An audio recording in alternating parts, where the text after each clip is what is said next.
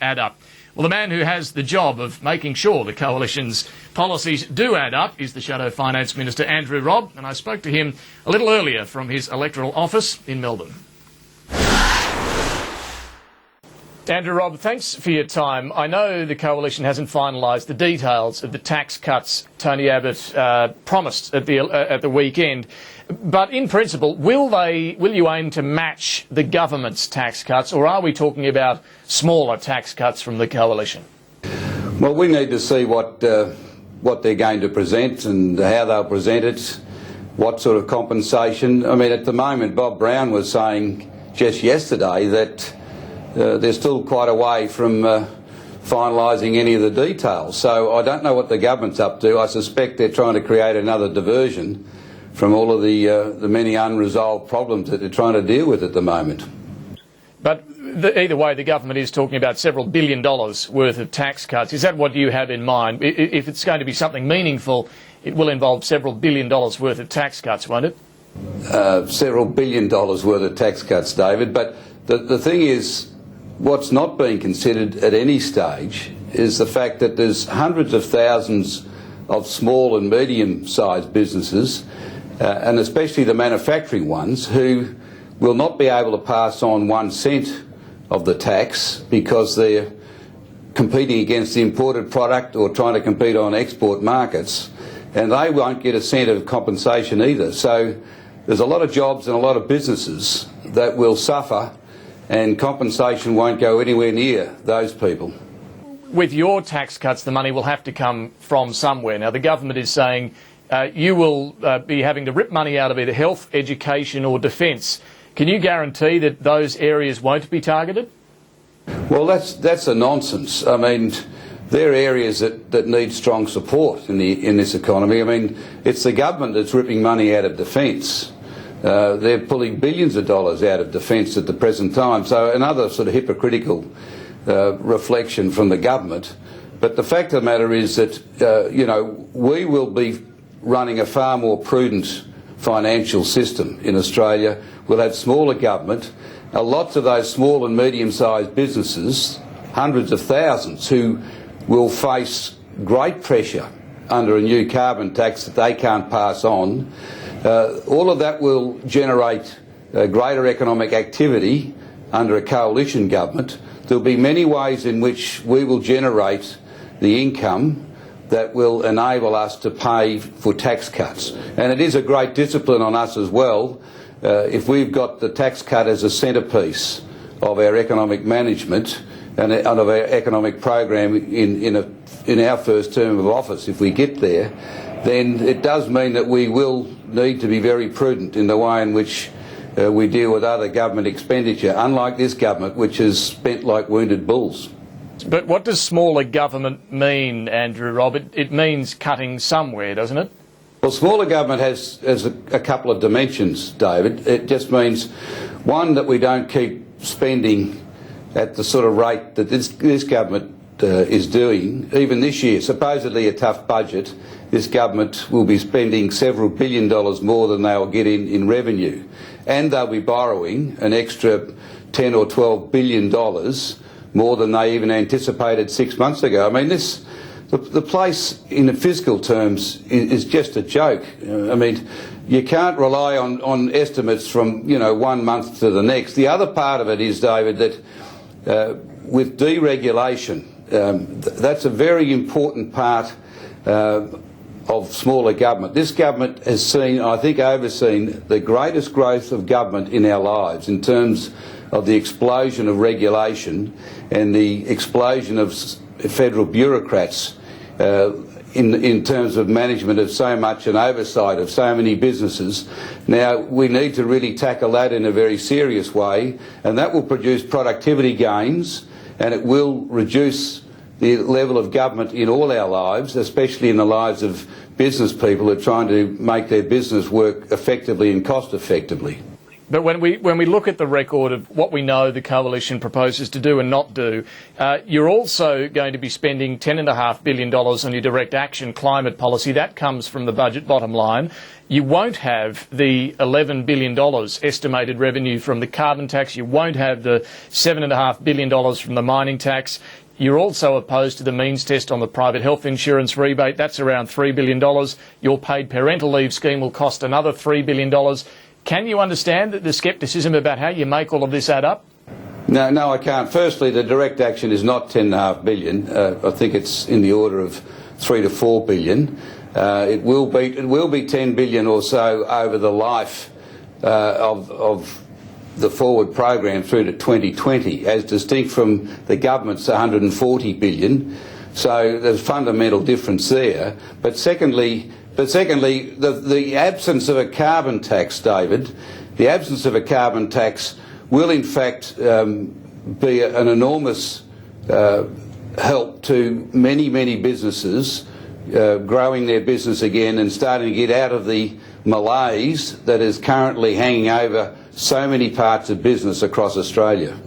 Well, one of the other measures, though, that you were critical of in the budget process was the capping of the family benefits at the top end, the freeze on the increase in family benefits. Tony Abbott said it was a class warfare from the government, yet last week in Parliament the Coalition waved the measures through. It didn't oppose it. Kevin Andrews said that you couldn't find equivalent savings measures. That's why you had to pass it. If you couldn't find those savings measures last week, how can you now find them for these tax cuts?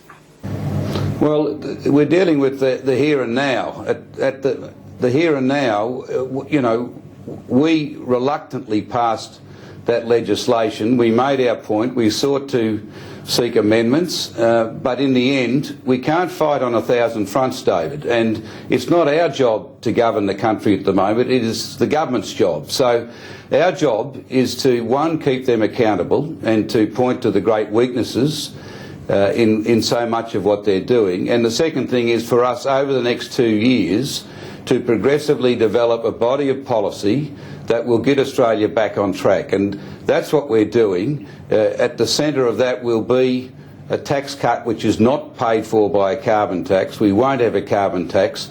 We will have a range of policies that we will release over the next 2 years which will breathe life back into this economy, not just the mining area but the rest of the economy. And we will be able to demonstrate very clearly, well ahead of time, what we will do, how we will fund it and how we will get this economy, you know, back on track. Well, the government, as you know, Andrew Robb, has offered the assistance of Treasury to help the coalition cost its tax cuts. And Wayne Swan has this afternoon written to Joe Hockey and released the letter publicly. In it, he says if you fail to take up this offer, Australians would be entitled to view Mr Abbott's tax announcement as a stunt or something that would inflict serious budget damage or both. What do you say to that? Oh, look, this is a nonsense. The fact is, David, that what the government does in mismanaging the economy over the next 2 years is in itself very material to the sort of program that we will need to put together to fund these cuts and to fund other measures that we will put to the next election. So you can't take a point in time now and look at each policy in isolation. There is a whole complex mix of policies. We've done extensive work already. We can see that we can manage a tax cut and also do many of the other things that need to be done, but we fundamentally need to improve productivity in this economy, bring in a great big new tax which the rest of the world is not doing. We just heard overnight that senior people from both sides of politics in the US said that the carbon tax is dead in the United States. And here we are going alone unilaterally. It will cost thousands of jobs. The effect on morale in this country alone will be enormous, and it will create even more sovereign risk and lack of investment. So all of these issues are going to eat away at our economy over the next 2 years.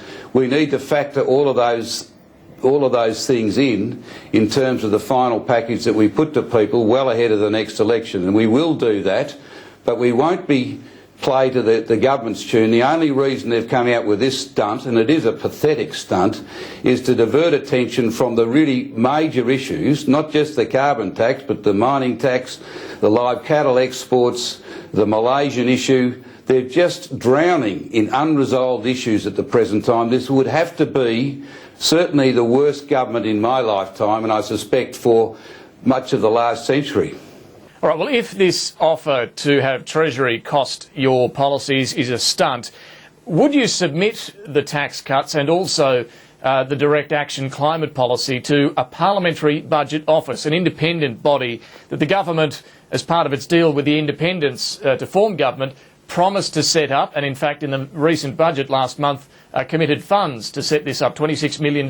Would you take up that sort of body?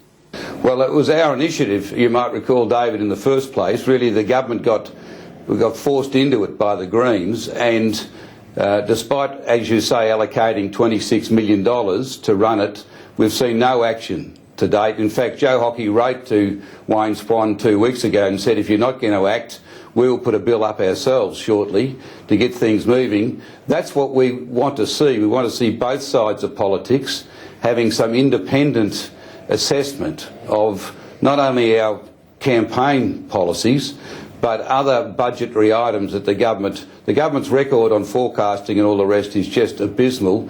We've got to stop the situation where the government continues to politicise the public service and use them as a political arm of government. That's what's been happening. That has to stop so that we can then have a genuine and sensible debate on the relative policies being put forward by both parties at the next election. OK, so if they set up this independent parliamentary budget office, will you use it? Will you submit your tax cuts and your direct action policy to it? That was our intention the whole way through. Bear in mind the government will have to put its policies up to that same office. So that's the reason, if you look back 2 years ago when Malcolm Turnbull first announced the need for such an office, one that's worked very effectively in the United States, and for the first time we'll start to see some transparency. I mean, Wayne Swan said this morning he will release all of the modelling, leaving the impression that he'll release all the assumptions and all the detail. I'll bet in a few weeks' time they'll give a few outcomes, but we won't see all the detail of that modelling. So this would keep them honest rather than the nonsense that goes on and the lack of transparency, the politicisation of the process.